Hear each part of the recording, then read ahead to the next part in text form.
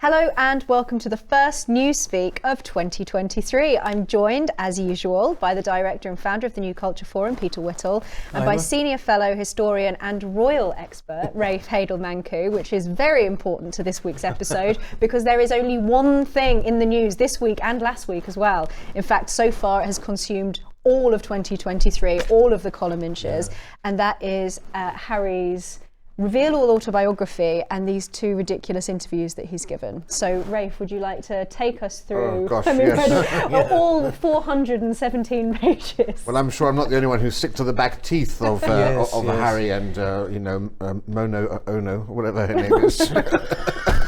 I was watching the last of the interviews, I just thought, I was sort of channeling my inner Churchill. Never in the field of human history has one man moaned so much about so little. It was just, and I think actually, in terms of this country at least, this book has backfired hugely. Mm-hmm. People are seeing quite how petty he is. And just throughout this whole episode, you just keep thinking, thank goodness he is the second son. And that we actually do have in the future king in Prince William and Kate as queen, such a wonderful couple. And I would only advise them to stop flying with their children, as they have done quite a bit in the past few years, because we can't risk a King Harry and a Queen Meghan. Didn't they actually? There used to be a policy actually about flying together. There is. That's precisely the point, and they've broken that policy on a few occasions, and I think this just sort of focuses the mind on this. Because actually, Harry isn't really the spare anymore. He hasn't been the spare for a good many years. He's far low down the pecking order. And the other thing is, around the world there are other monarchies, all of whom have spares, and they've all managed to find their own roles in life without firebombing their families. I mean, this just really shows, I think, that you have this pampered prima donna basking in the sun in Montecito, who's completely out of touch with reality. And I think it particularly sticks in the craw, all of these alleged attacks that he's had to go through his life when we're going through a cost of living crisis.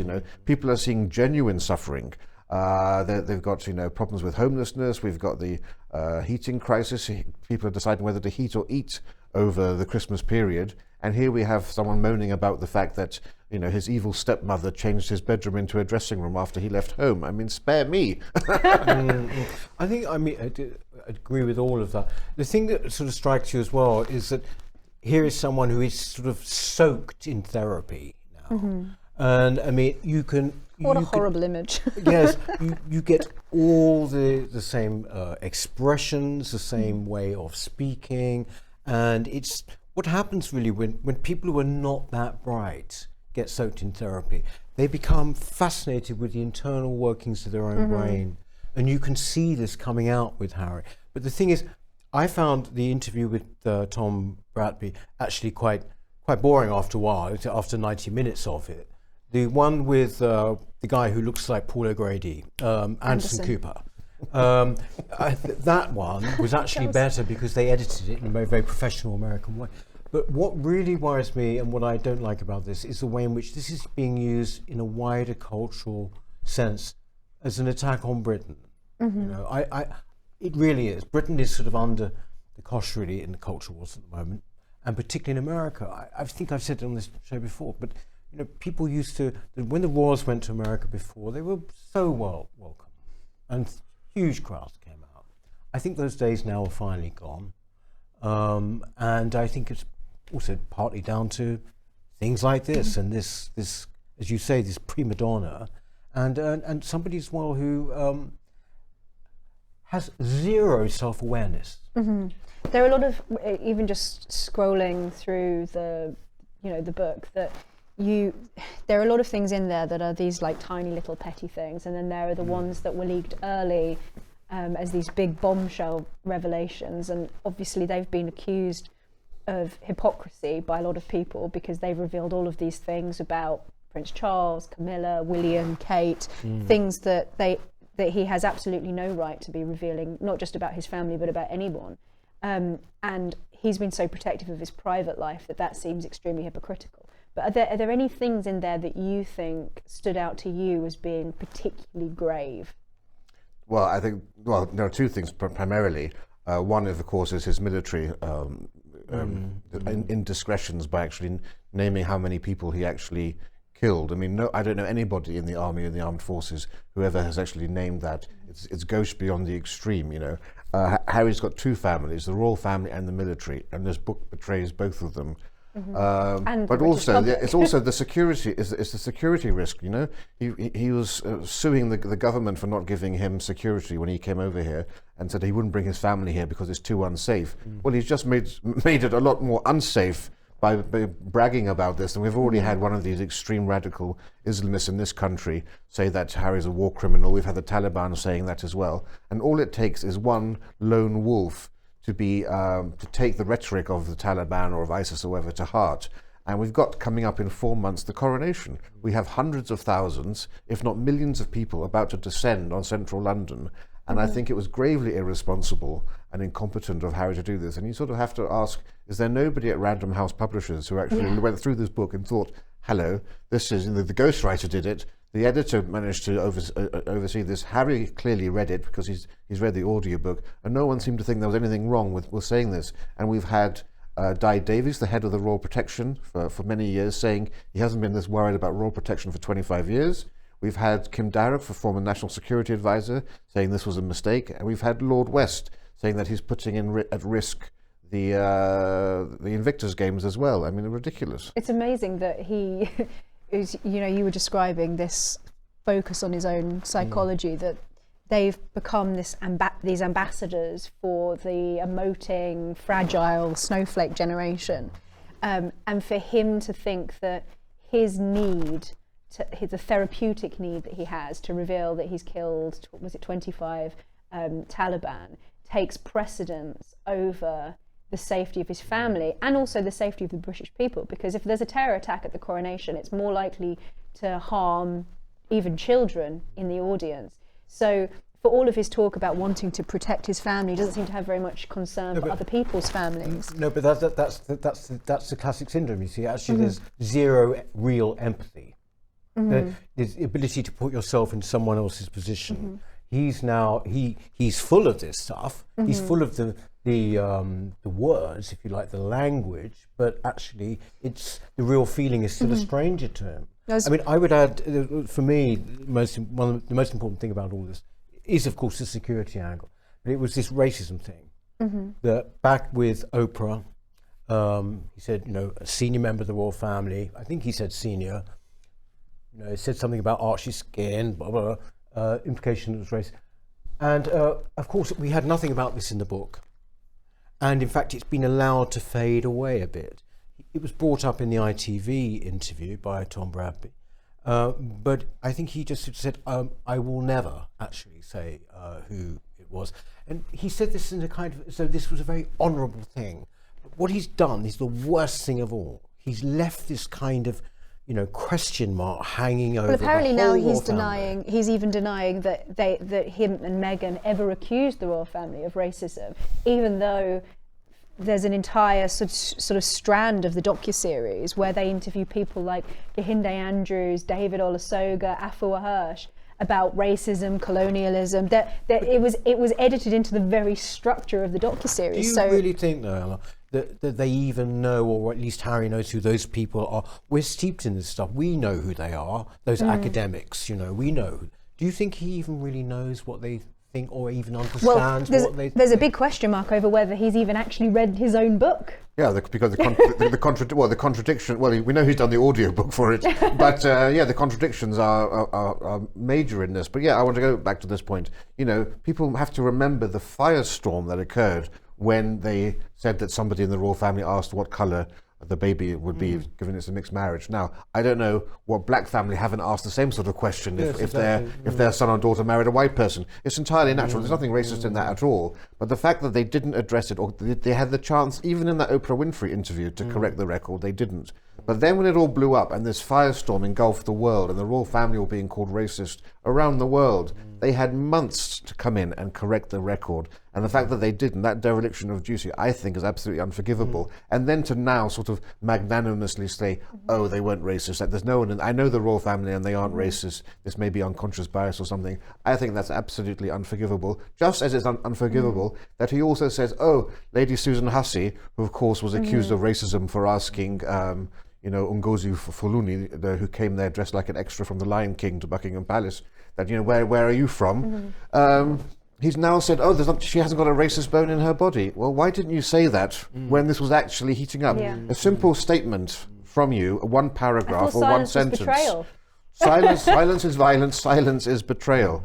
I think those two things are absolutely up there amongst the most unforgivable. You mentioned the people who would have gone through the book in advance of it being published, and how many people probably were involved in that process. And one point that's been made is that there seems to be some kind of surprise with the sorts of headlines that have come out as a result of this, that it seems that Harry didn't see this coming, and you would have thought that someone would have sat down with him, because I think the point is that you said that this yourself, a lot of this is an own goal. If anything, he's made himself look worse and attacked himself more than he's attacked his family. So who do you think is more harmed by this, Harry or the royal family and the institution of the monarchy? I think that the problem is, I mean, obviously you were saying, the clips that you've been putting out on your own site, Rafe, some of them have attracted very pro-Harry, anti-royal feeling. And I think I would say that because we know the nuance and the history and everything here, probably it's damaged Harry hugely here, even though people still want to buy the book, it seems, 400,000 copies or something. But I think in America it's probably damaged permanently, actually, the royal families. Although a lot of the American press seem to have turned on them. So even the New York Post accused them of a whinge fest, said that it was becoming tiresome. Megyn Kelly went through this whole litany of things that the American press on the left have been saying, complaining about Harry and Meghan. So I'm wondering whether actually they've pushed it too far, and their pettiness, their obvious narcissism, the self-obsession, the lack of perspective. Because America, as well as in the UK, America is also facing all sorts of crises. Yeah. I mean, I've had a lot of flack from Americans saying, don't say that Americans like Harry and Meghan. It's the California set, it's the two coasts. It's the old, it's New York, it's Los Angeles, it's Hollywood who likes Harry and Meghan. The rest of the country doesn't. So when we speak about America, I think it's the same sort of elites that run the BBC and our institutions, rather than the actual nation as a whole. But yes, you had formerly sympathetic voices in the American media, very influential daytime hosts like Don Lemon and others, saying that this book is gauche. So they've said that he's a man baby. And then you've had him openly mocked on influential late-night TV shows, Jimmy Kimmel, where he's got two chaps dressed up like Prince having a fight. So it's making a mockery of the wider royal family too at the same time. But you're absolutely right in that regard.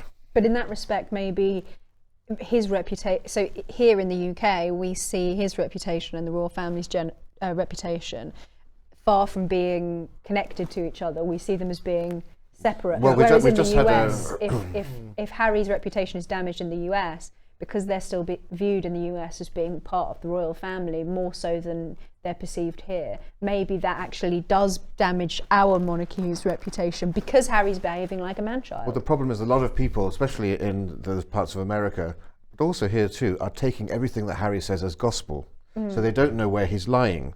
So when he says, for example, that King Charles never hugged him when his mother died, for example, well, we now know that when the Queen Mother died, he said he was at Eton. He was actually in Switzerland skiing. That was in 2002. So if his memory can be that skewed by 2002 being told of your grandmother's death, who's to say in 97 told about your mother's death you didn't just blank out something like that? So there's a lot of stuff in this book, and of course we haven't had the side from King Charles, from Prince William, which could put a completely different slant on the events that Harry's put out. Thank goodness we haven't. But I think a lot of people are just buying into his narrative, even though those of us who are experts can see where the errors are and where the complete distortions of the truth are. How would you respond to those who think that William should do a sit-down interview, that the royal family should respond? No, that's playing their game.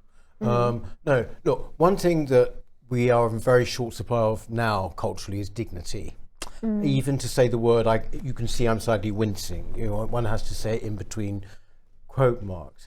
I think that the royal family have actually been very dignified. If you think about it, you're talking about your father and the way that he behaves and talking about your losing your virginity. That's real dignity, isn't it?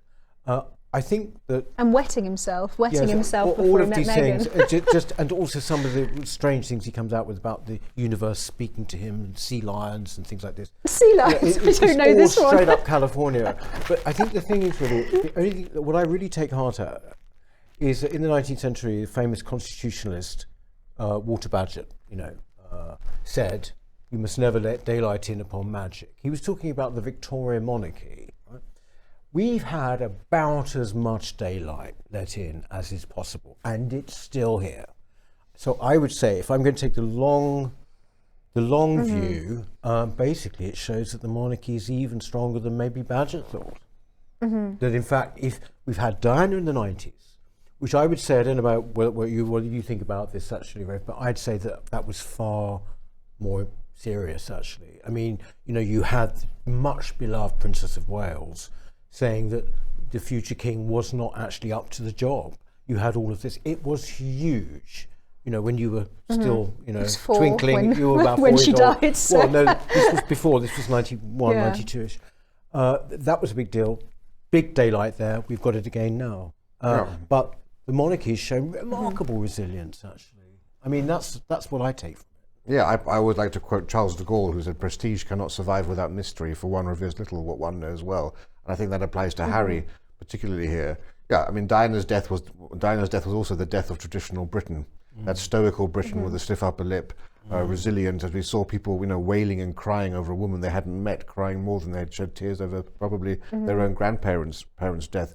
So that ushered in this new age of emotion, which we're seeing now writ large with Harry. Interesting, actually, that when in Harry's account of going out, in that famous footage of him going out with William to greet the crowds just after Diana had died, and he talks about how he could feel that their hands were wet, and at the time he didn't realise. So I don't buy it. Oh, but it was wet from flowers, I'm sure. But sorry, you can't get wet hands. I mean, you've Robbie. got to be gushing.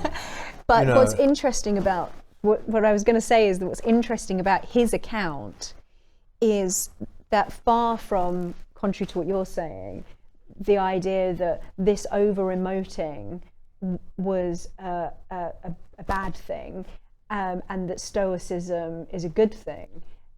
He turns that on his head, and for him, they are doing the psychologically healthy thing, and it's him and William who are psychologically stifled because they can't weep, because they had a stiff upper lip, they continued to go about doing their duty.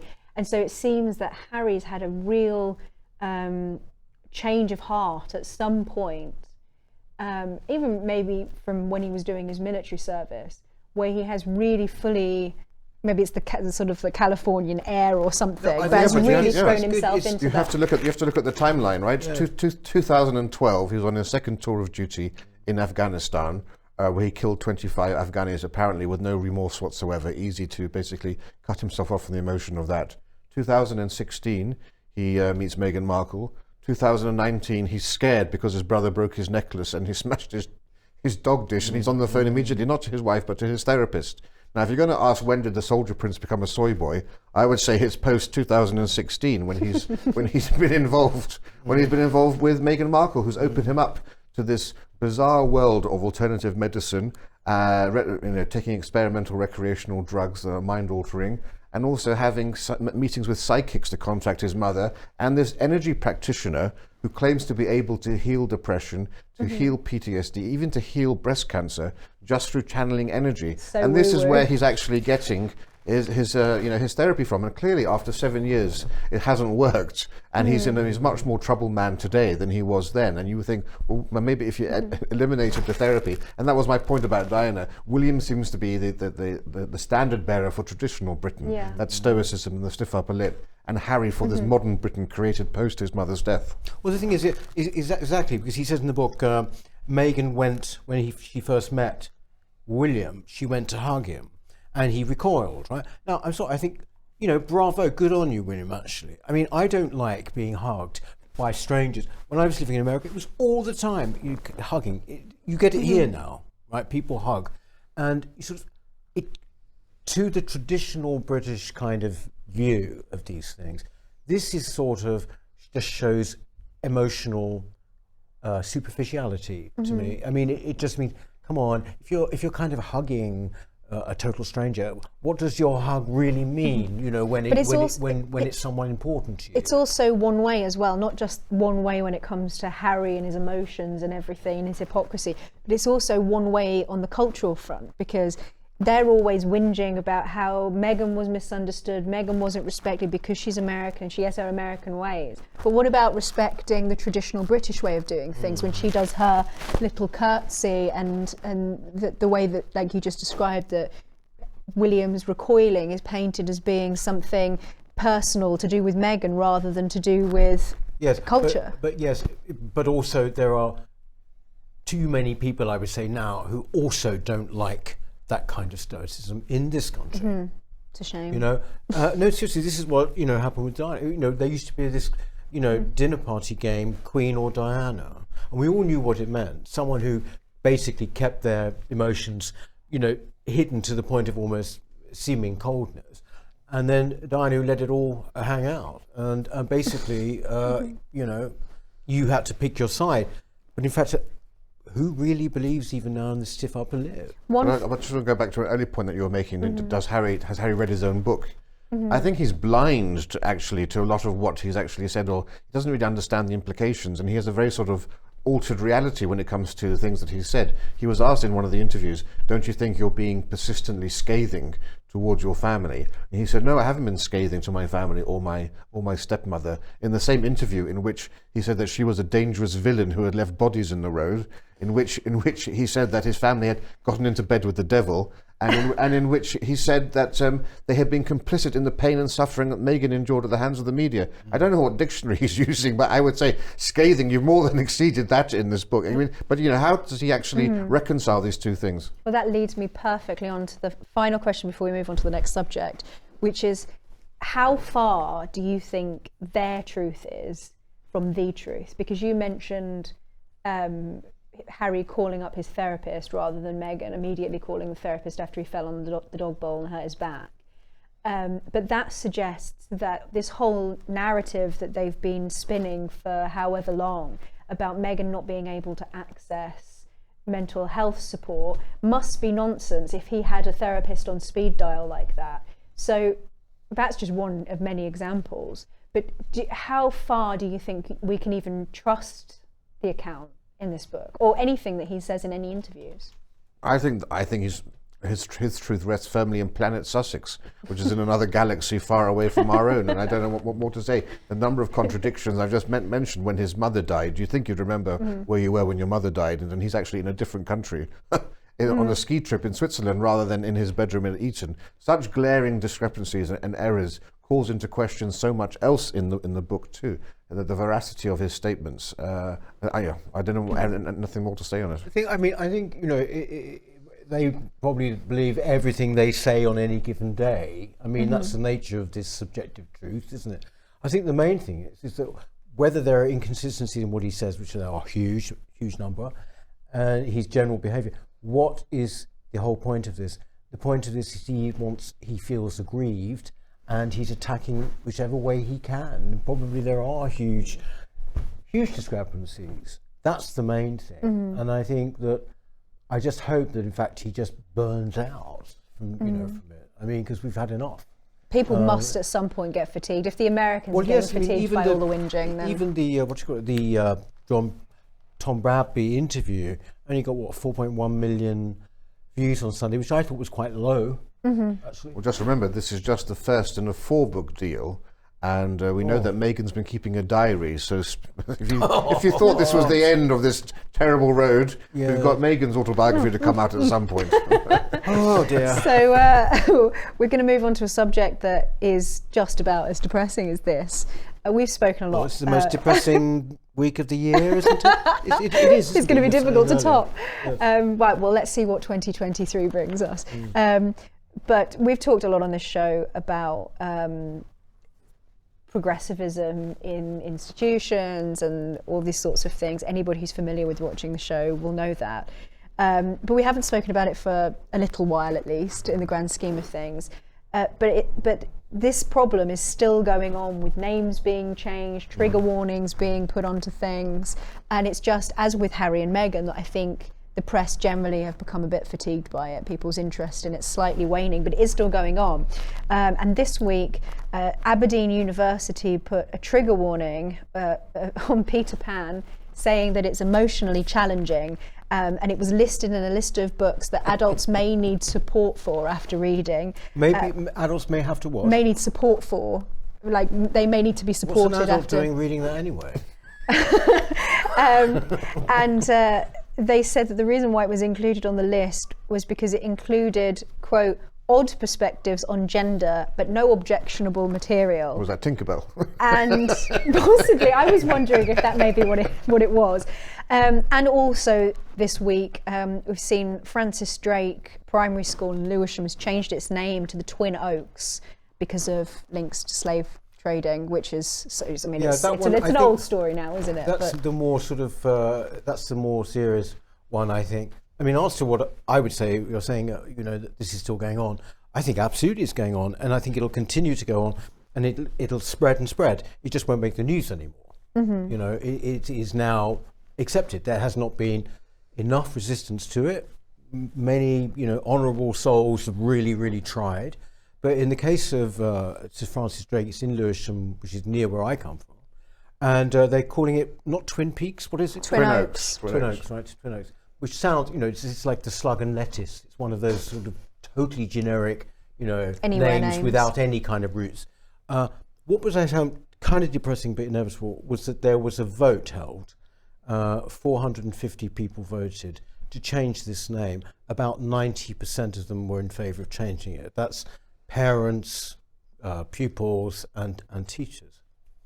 And so you sort of then have to say, well, where is this great public resistance to this? You could say, well, it's always the classic case that people who are kind of worried about it tend not to come out and vote and things like that, tend not to take part, tend not to protest. But then you sort of think, well, actually, okay, even if you give that, I think you see that a lot of these things happening, we will look back at one point in the future and say, it was inevitable when you have such demographic change. I really believe that. I mean, a lot of people say, no, what's it got to do? I think it has. Do you think? Because you'll look back in the future and say, well, look, you know, here was an inner London school, a largely ethnic area now.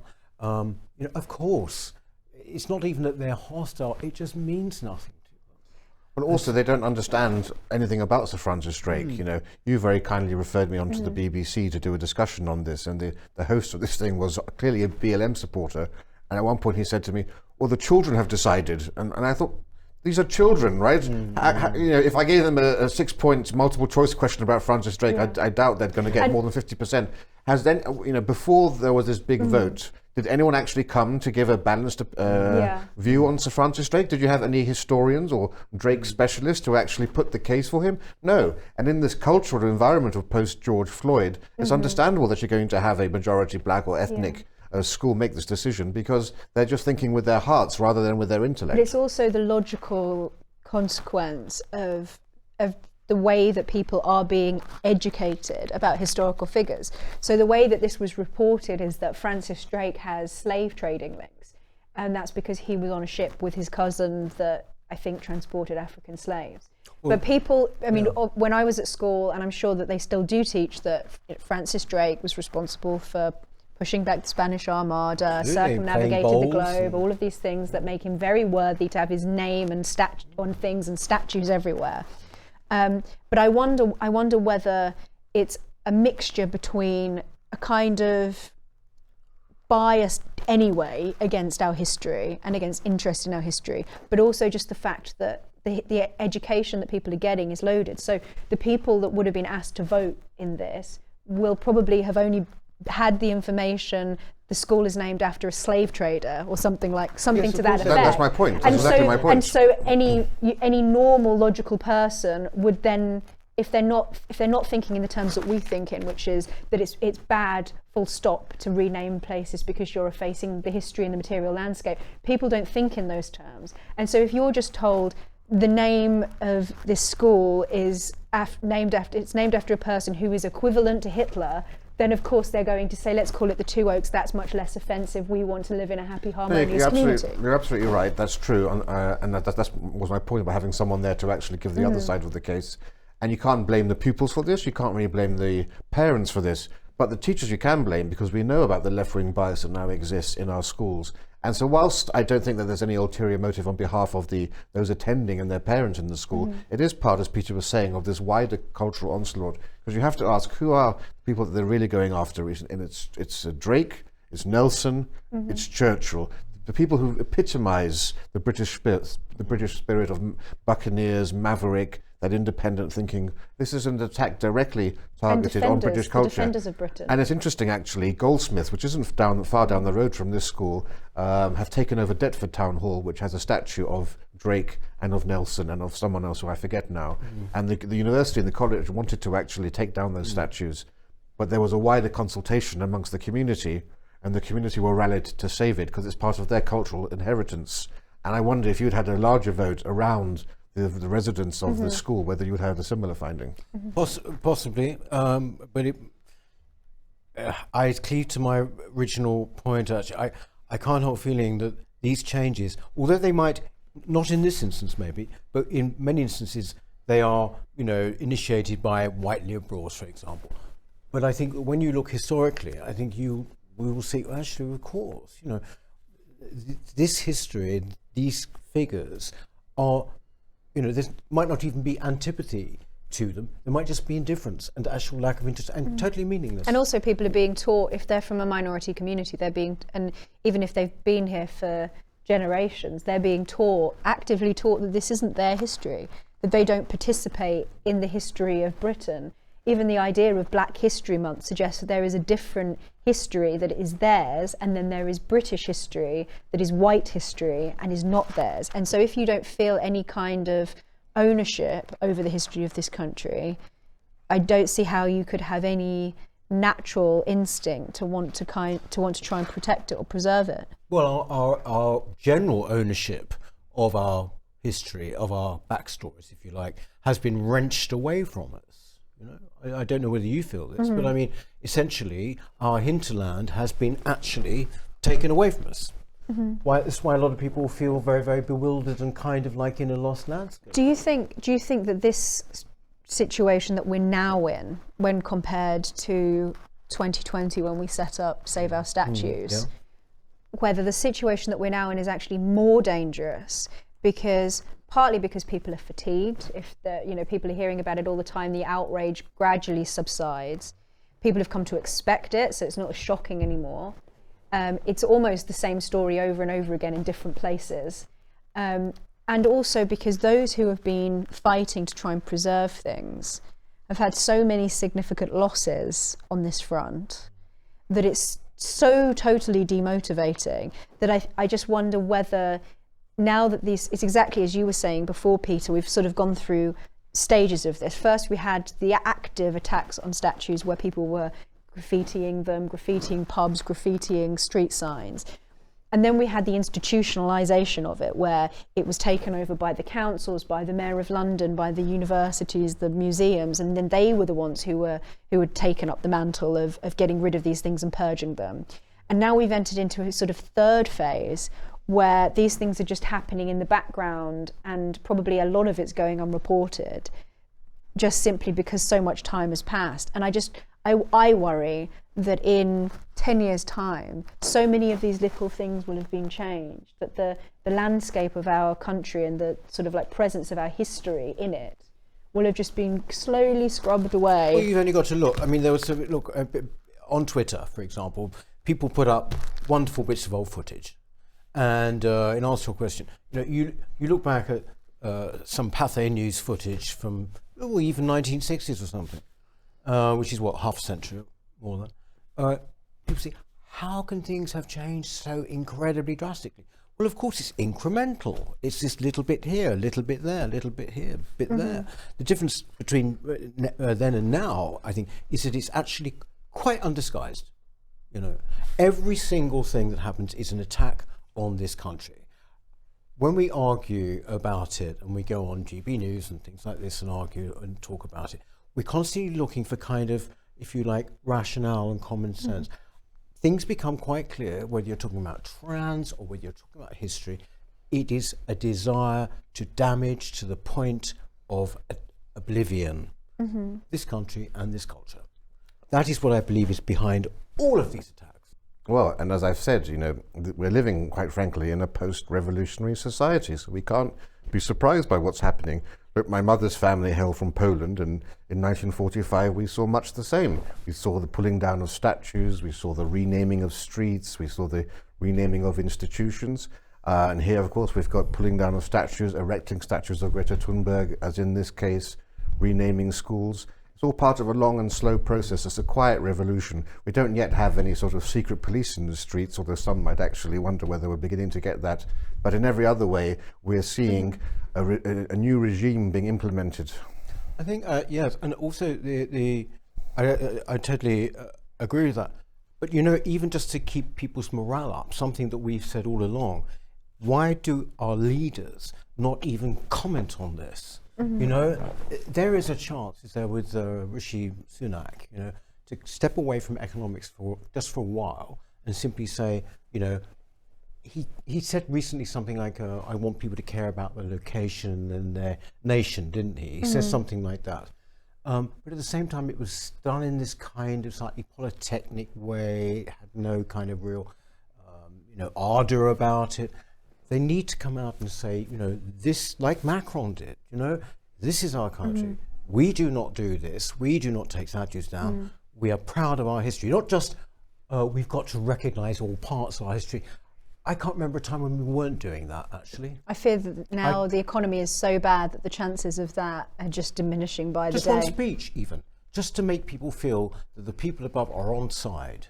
Right? That's all you need, morale. We can pray, but this is a very depressing start to 2023. Happy New Year, everyone. Thank you so much for joining us. Please come back. Please do comment below, like, subscribe. Tell us what you think of the show. Thank you, Peter. Thank you, Rafe. Thank you for watching, and we will see you next time on Newspeak. Hello. If you're enjoying the New Culture Forum channel and you believe in our mission, may I invite you to join our membership scheme at the link below or on our website, newcultureforum.org.uk. Our work is more important now than ever, and we have great plans ahead for the future, but we can't do it without your support. From as little as £3 per month, you can help ensure that we continue on our mission. As a member, you'll receive a range of benefits, including access to exclusive content, invitations to our private events, including here at our studios, free copies of our books, and much, much more, including, of course, our famous NCF mug. If you aren't able to become a member, then please help us by clicking this button and subscribing to our channel. It's completely free. Just remember to also click the bell icon so that you can get notifications when we post new videos. Thank you.